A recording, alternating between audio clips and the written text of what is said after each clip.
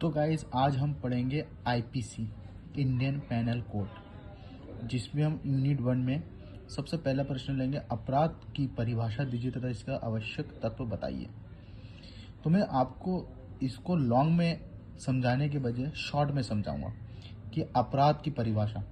अपराध एक विधि द्वारा दंडनीय कार्य है जिसमें हमारे समाज में ऐसा कोई कृत्य जिससे लोक हित के लिए हानिकारक माना जाता है, जैसे कि दूषित खाद्य बेचना, पदार्थ बेचना, बच्चों औरतों के साथ छेड़छाड़, किसी सामाजिक स्थल में जाके लड़कियों की औरतों के साथ छेड़छाड़ करना, गुमराह करना और गुमराह करने वाले विज्ञापन, ये सभी एक अपराध के अंतर्गत आता है जो लोकहित के लिए हानिकारक है। इसके 2-3 मैं आपको उदाहरण बताता हूँ। जैसे मिलर ने कहा, अपराध को इस प्रकार परिभाषित करते हैं: विधि द्वारा दंड के भय से निषिद्ध या आदेशित किसी कार्य को करना या उसको अपेक्षा करना अपराध है, जिसे राज्य अपने नाम में कार्यवाही आरंभ कर आरोपित कर सकता है। गाइस, जब कोई व्यक्ति द्वारा अपराध किया जाता है तो उस अपराध के बाद को राज्य सरकार द्वारा चलाया जाता है। जब किसी व्यक्ति द्वारा किसी को छेड़छाड़, किसी को मारना, किसी को गुमराह करना, ये सब कृत्य, आपराधिक कृत्य किया जाता है जैसे जो लोकहित में बहुत हानिकारक होता है, इसका बाद जो है ये राज्य सरकार द्वारा चलाए जाते हैं। अपराध के कुछ तत्व हैं, आइए देखते हैं इसके तत्व कौन कौन से। अपराध के तत्व: मानव दुराशय, आपराधिक कृत्य, मानव की क्षति। तो गाइस, इसमें सबसे पहले हम लेते हैं मानव। किसी कार्य को अपराध के रूप में विधि द्वारा दंडनीय होने के लिए किसी मानव द्वारा किया जाना चाहिए। अब मैं आपको इसको शॉर्ट में अपने भाषा में बताता हूँ। प्राचीन वैदिक संस्थाओं में क्या होता था कि इसमें क्षति पशुओं या निर्जीव पदार्थों के दंड दिए जाने के पर्याप्त उदाहरण मिलते हैं। इसमें क्या होता है, जब किसी व्यक्ति द्वारा किसी को कोई क्षति पहुंचाई जाती थी तो प्राचीन काल में जो न्याय प्रशासन है उसमें बदला लेने या प्रतिशोध की भावना से प्रभावित था। जैसे कि किसी व्यक्ति ने किसी को कोई क्षति पहुंचाई है तो उसमें क्या करते थे, जैसे एक एरिया में जब कोई व्यक्ति रहता है, जिस व्यक्ति को क्षति पहुंची है और जिस व्यक्ति ने क्षति पहुंचाया है, तो उसके कुछ निर्जीव सामान या जो जिंदा हो, जैसे कोई गाय पालता है, उस गाय को लेके उस सीमा के बाहर फेंक देता है और उसे संतुष्टि मिलती है। तो ये यही न्याय प्रणाली था।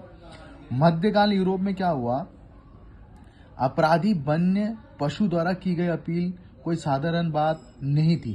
पशु के मालिक को पशु द्वारा किए गए दोषपूर्ण कार्य के लिए दंड दिए जाने के भी प्रमाण मिलते हैं। जैसे कि एक बैल किसी व्यक्ति को अपने सींग से मार देता है और उस व्यक्ति की मृत्यु हो जाती है, उसके लिए लोगों द्वारा उस पशु को पत्थरों से मारा जाता था और उसके मालिक को भी खत्म कर दिया जाता था। ठीक है। अब इसमें दूसरा क्या है, दुराशय। दुराशय से क्या तात्पर्य होता है कि मात्र कार्य किसी को आपराधिक नहीं बनाता यदि उसका मन अपराधी ना हो। मतलब अगर आपके मर्जी के बिना कोई कार्य करवाया गया हो तो वहां अपराध के भाषा में नहीं होता है।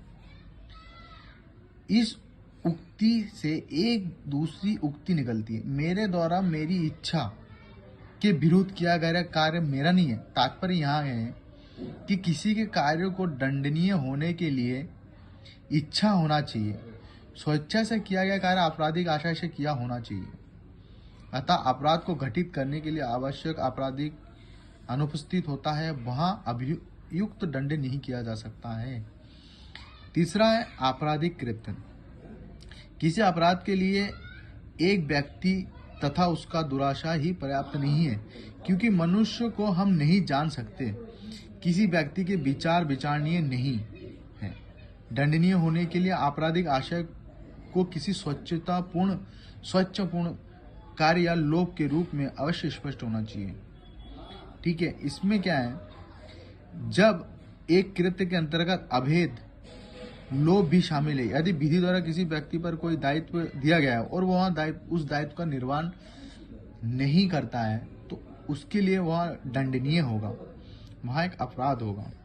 मानव की क्षति, भारतीय दंड संहिता 44 द्वारा परिभाषित क्षति शब्द किसी प्रकार का हानि की घोतक है जो व्यक्ति के शरीर, मन, ख्याति, संपत्ति को अवैध रूप से कारित हुई हो। किसी व्यक्ति द्वारा अगर किसी दूसरे व्यक्ति के मन या शरीर को कोई क्षति पहुंचाई जाती है, कोई हानि पहुंचाई जाती है, तो वह मानव क्षति में आता है। तो दोस्तों ये है अपराध के तत्व।